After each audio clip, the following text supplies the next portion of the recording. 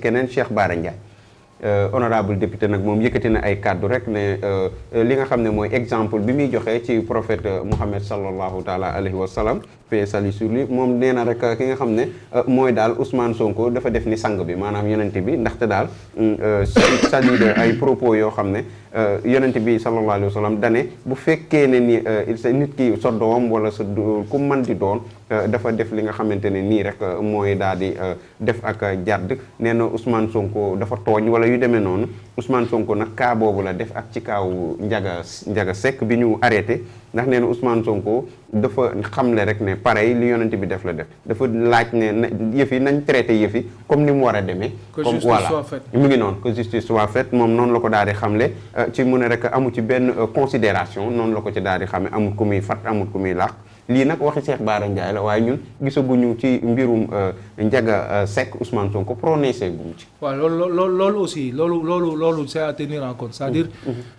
en fait ñun la personne de Cheikh Bara Ndiaye c'est-à-dire il nous importe pas. Man quand on parle de la République on parle de la République mais pas d'une personne. Alors je suis pas trop dans le débat de personne quoi, de personnifier ou bien de personnaliser. D'accord. Alors kii yi mais daal li ma ci mën a wax mu leer wóor mooy benn wax moom laa dégg aussi mu nekkoon moo ma gën a captivé sax que waxu Bara Ndiaye bi waa ji nee na jàpp gi ñu jàpp waa ji war naa tax képp ku nekk ci entourage u Ousmane Sonko nga war a gën a góorgóorlu te xam ne nekk ak Ousmane Sonko maanaam ak njubati nga nekk ci njubati nekk ci pegg Ousmane Sonko protégé wu la kon donc ñun ñëpp on est interpellé donc loolu wax ci loolu moom Ousmane Sonko mas na ko wax loolu voilà c'est responsable mais bu dee ci kaawu Ndiaga bi ñun gisaguñu mais mosoon na wax waaw léegi moom waxagu ci Ousmane Sonko waxagu ci te on sait pertinemment que Ousmane Sonko quand il s'agit de communiquer moom maanaam loolu yëfam la dëgg la moom mbiri boppam moom waxtaan wax moom wax xalaatam il le fait li muy def lay wax li muy def dala koy wax après xool bay boo nga xool fii ak 10 ans gis mu def leneen parce que peut-être contexte ak circonstance yi lay xool mais nañ bàyyi ba Sonko wax ci loolu ba parce que Cheikh Bara moom bon ñu bari mesuré wuñu daal dañuy tey ci ay yoo xam man c'est-à-dire je veux pas xam nga ñan laa war a waxal man Ousmane Sonko le premier ministre Bassirou Diomaye Faye le président de la République c'est-à-dire Cheikh Bara présentement li mu war a def mooy puisque c'est un député résident dans le département du Rufisque c'est-à-dire am na yeneen problème yu ñu ko am envie dégg ci biir dëkk bii nga xamee moom mooy département de Rufisque quoi dëgg yàlla. Si le candidat Bassirou Diomaye Diakhar Faye avait battu campagne en 2024 en promettant des dialogues avec des oppresseurs du peuple sénégalais, une réconciliation avec les voleurs de deniers publics et les voleurs de vie, personne n'aurait contribué financièrement à sa campagne, personne n'aurait voté pour lui.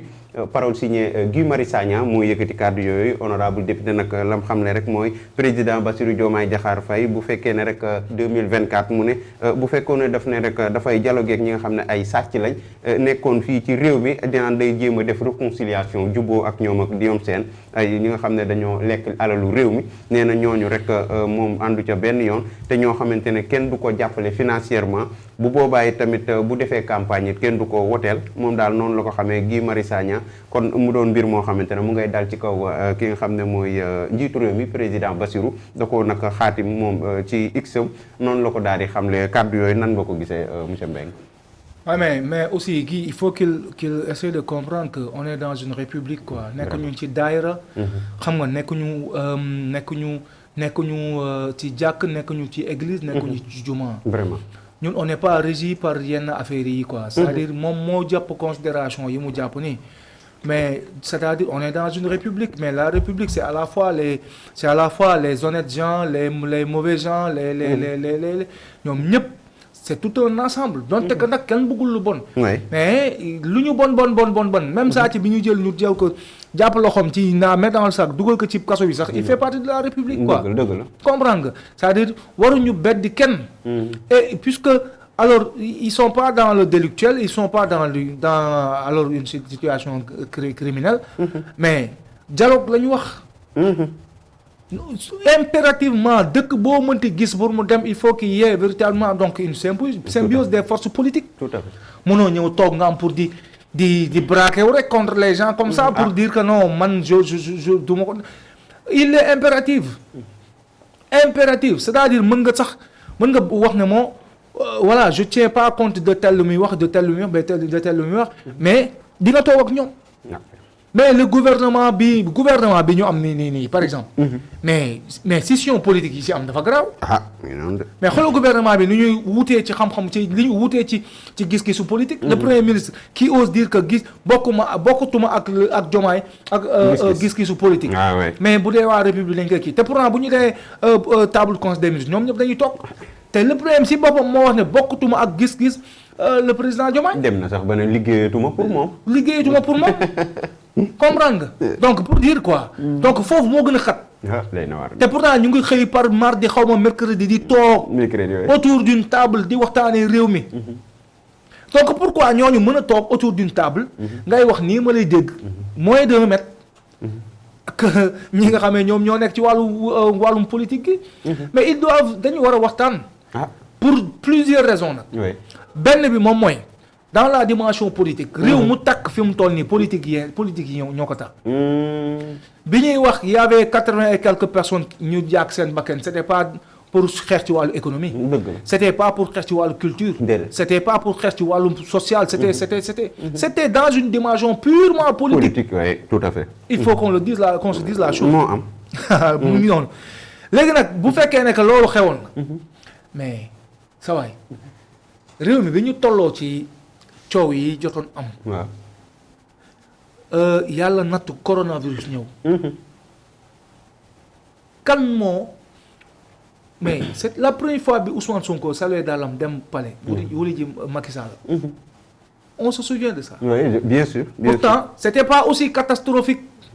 c'est que feebar yi woon ci dëkk bi. mais moom su ko neexoon mu toog ci ruxam ne non dew ma wuyu ji. lan lay yàqal réew mi yàqalu réew mi dara. lan lay wàññi réew mi dara. mais tey jii nii les politiques ñu taxaw ne ñoom waxtaanuñu. ku nekk dans le radicalisme.